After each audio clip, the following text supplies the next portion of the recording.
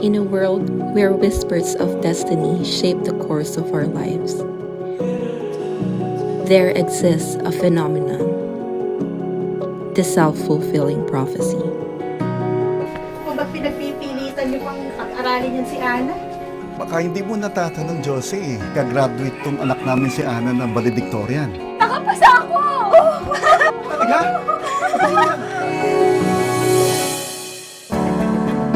Ma'am, okay ka lang? Maagang umalis ang mami at daddy mo para sa flight nila pa Singapore. Kakauwi lang nila last night ah. I barely see them.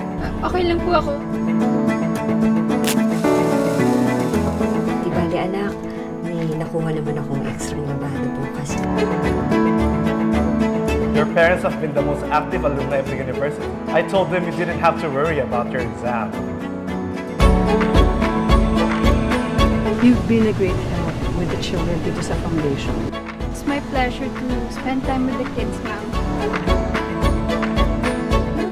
Uy, ano naman? Uy, grabe ka. Alam mo, malapit na akong graduate. Magiging salmon din tong tuyo ko, no?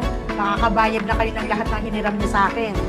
Di bali, kapag nagkatrabaho po ako, babayaran ko po kayo agad. Fully paid.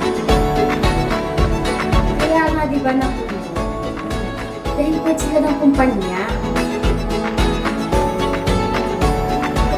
Pag walang wala ka, halos itokin ka na ng